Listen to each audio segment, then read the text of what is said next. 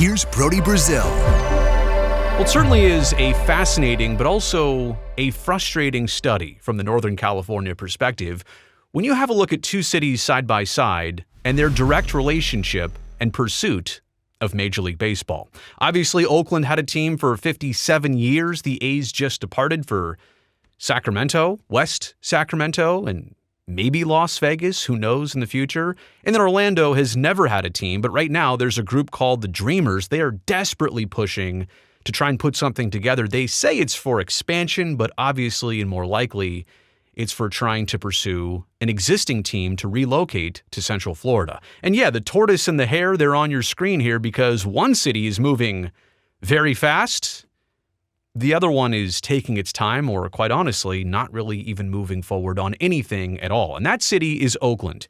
Here in Northern California, where I'm from, Major League Baseball at the Coliseum for 57 years.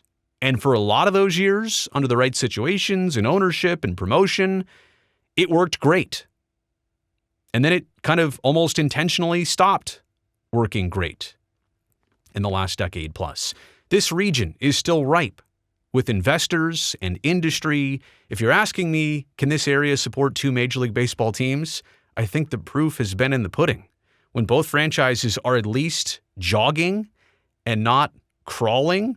One of them has been sprinting in San Francisco. The other one in the East Bay for the last decade plus, the last decade of its existence, was basically crawling like a baby and not even trying to compete at times with the product on and off the field. But this region, is it capable of supporting two teams that are generally speaking going in the right directions? Absolutely. And if the problem in Oakland was, hey, it's the mayor, hey, it's the city council members, hey, it's politics, well, guess what? City of Oakland has a new mayor, and for a large part has a brand new city council. So that part has expired. If that was an excuse, Oakland has changed in those directions. But there is no official MLB push. As far as I know, right, the city of Oakland lost the A's, lost a couple other pro sports teams. There's no group like the Orlando Dreamers that's put together to say, hey, we've got investors, we've picked out this site, we're working with the city, we're making deals. Even though baseball hasn't approved a single thing, we're already starting that groundwork. There is none of that going on in Oakland, and that's kind of the frustrating factor here. Orlando, as I said before, has never been an MLB market.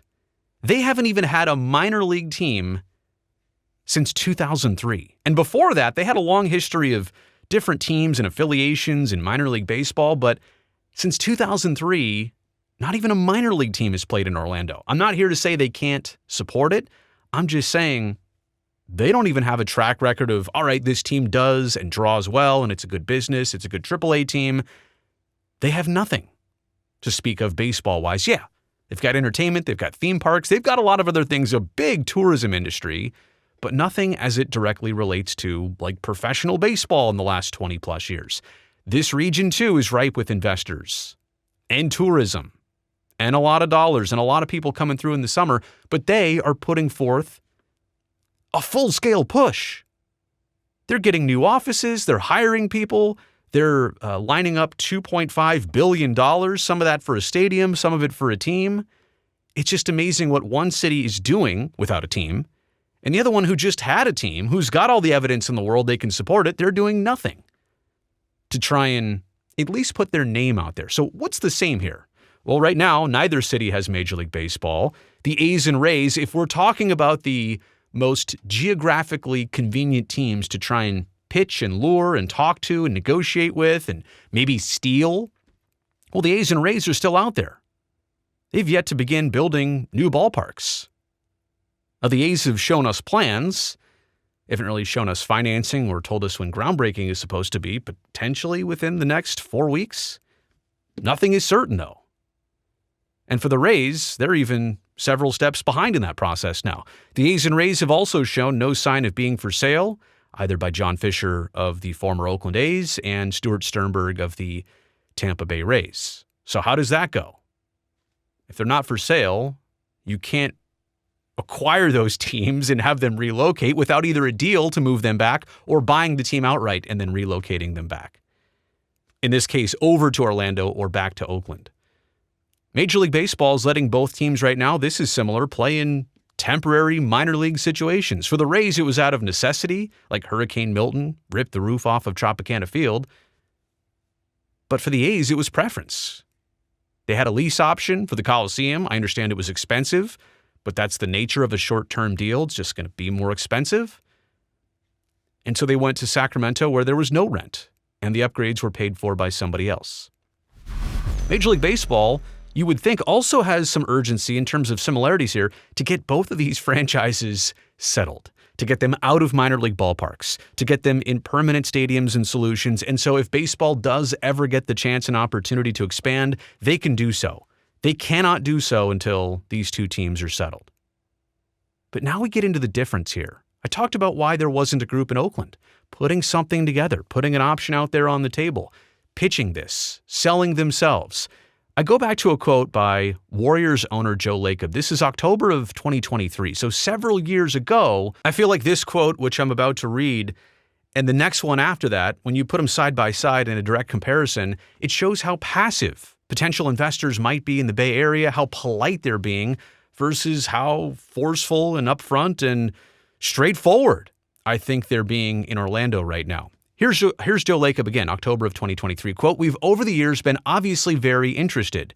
You all know that I've said it, and if for whatever reason, A's owner John Fisher decided it wasn't going to work, sure, we might be interested in, buying the A's. But I'm not like throwing my hat in the ring, and I don't want Major League Baseball to be mad at me either. So I don't want to get in their way." The takeaway from that, yes, I'd be interested. Yes, I'd want to do this, but I don't want to be forceful because I don't want to make anybody upset. Now, look, maybe that's just Joe Lacob being a nice guy. Maybe that's just his tactic in all of this. But when you contrast it to what Andy Herdliska said, who is the Orlando Dreamers spokesperson, check this quote out. "With numerous MLB teams experiencing stadium-related challenges or indicating potential interest in selling, the Dreamers have multiple opportunities for potential MLB franchise acquisition, including landing one of the two expansion teams Major League Baseball will add this decade." Now, number one, adding an expansion team this decade, not so certain anymore from my opinion. But check this out. He's literally saying there's a lot of volatility and instability in numerous MLB teams right now. We're going after those teams. Those vulnerable teams can't get a stadium deal done in Tampa or St. Pete. We're going after the Rays. White Sox say they want to get out of Chicago.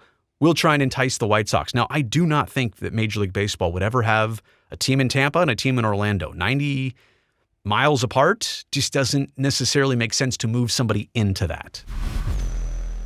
But Andy's basically saying we're going after them. The Dreamers have multiple opportunities for potential MLB franchise acquisition. And again, I'm not blaming the Dreamers for going over the edge here or being too much. I'm just saying, I think if you really want to press the issue, this is how you do it. You put yourself out there. You take a chance. And this is where I begin my takeaways. Number one, there's no guarantees for either Orlando or Oakland. But at least Orlando's taking a shot. And from the Oakland perspective, what would it cost in this day and age of 2025 to put a group together, to mobilize, to brand yourself, to put yourself out there, to acquire some investors, talk about a location, even loosely with the city of Oakland and the county of Alameda, to have a plan, a timeline. Here's what we want. Here's how we would do it. Showcase yourself. I understand. There's a sour feeling about losing Major League Baseball, as it seems to have happened in Oakland. But this is also the time to say, well, let's show you all of our cards here and how we would do it if there were an opportunity. There is the ability to win over public perception, at the very least, and get some momentum on your side. And if you're trying to prove something right, or if you're trying to prove who was really right in all of this, this is your chance. Show how easy it is, City of Oakland or investors or a group. There's no committee on this. There's no group on this. There's no public or private group that's even doing any of this. Being polite, if that was the intent of any Oakland ownership group, right? And were they told maybe to stay quiet? Were they told, hey, lay low on this? We don't, baseball doesn't like it when you ruffle our feathers and you talk about selling a team or putting something else together on your own. Orlando's doing it. Nobody's stopping them. And again, I'm not saying it's 100% going to work for Orlando, but at least they're taking a shot. And you can't be polite about this. You can't necessarily be totally courteous about this. You have to put yourself out there. You have to advertise this and promote this and be a little forceful about this.